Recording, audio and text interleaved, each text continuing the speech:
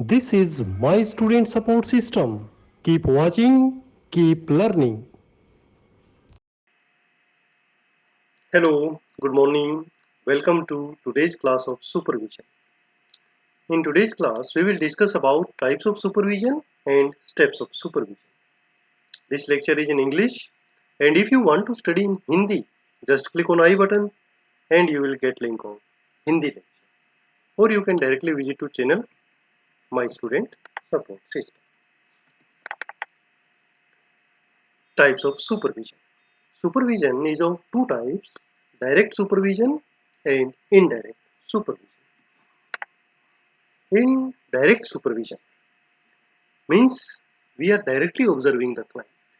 This is done through face-to-face talk with the workers.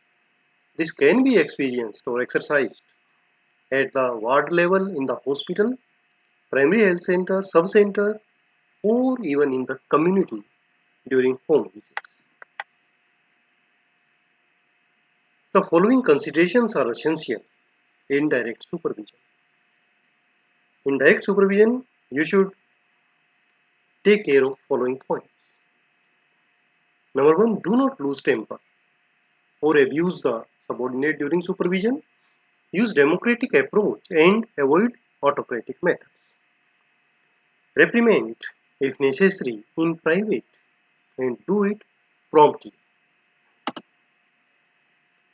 Give workers a chance to reply. Do not talk too much and too fast. Be human in behavior. Do not take it granted that the worker has understood everything told to him. You should be sure that client is understood. Do not give instructions in haphazard way. Clear should be the instruction should be very clear to the client. Second type is indirect supervision. It is done with the help of records and reports of the workers and through written instructions or through some agency between the worker and supervisor. The example of indirect supervision in the wards in the hospital include patient record, reports of the patient, case sheets, journal order book, round book, medicine ledger book, call book, procedure manual, nurses notes and nursing care plans, and other record and reports pertaining to the patient care in the institution. The example of community health setting include tour diary schedule for each worker, work diary, daily diary, performance reports, MCH cards, eligible couple register, monthly reports, family folders and other records and reports pertaining to the health center. Indirect supervision involves ensuring that every worker is carrying out allotted work in accordance with plan of operation and with prescribed methodology and in keeping pace with the time as far as possible. Analyzing the monthly progress report to know the inputs of efforts and the achievement of the worker and their relation with each other. Analyzing what amount of work allotted for the month and what has been done with the region of non-performance and providing suitable guidance for the same. Now we come to steps of supervision. Steps of supervision which should be followed during supervision are as follows. Number one, definition of the job to be done. Second, selection and organization of the supervisor's activity. Anticipation of difficulties and establishment of criteria for evaluation. Now we will discuss them one by one. First is definition of the job to be done.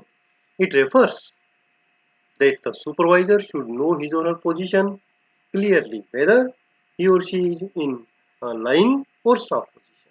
The line position is of administrative in nature and staff position is advisory and consultative.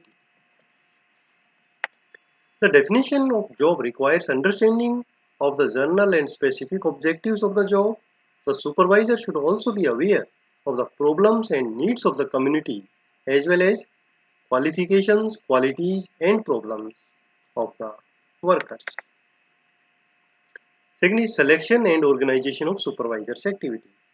It refers to the activity chosen should be compatible with the objectives of the supervision and should be based on available facilities, personnel relating to the services, and should also be based on the expected outcome of the institution or the community.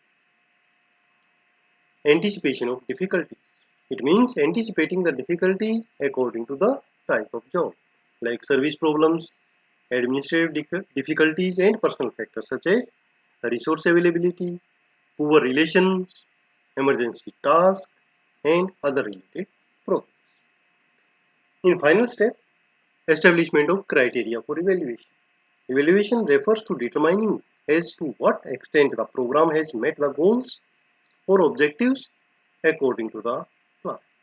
This can be done by objective measurement, subjective comparison of the service indices, and opinion or judgment of the staff, supervisors, and thank you students for such lectures. You can subscribe the channel, and for making your notes, you can visit mynursingstudents.blogspot.com. Thank you. Have a nice day. My student support system. Keep watching, keep learning.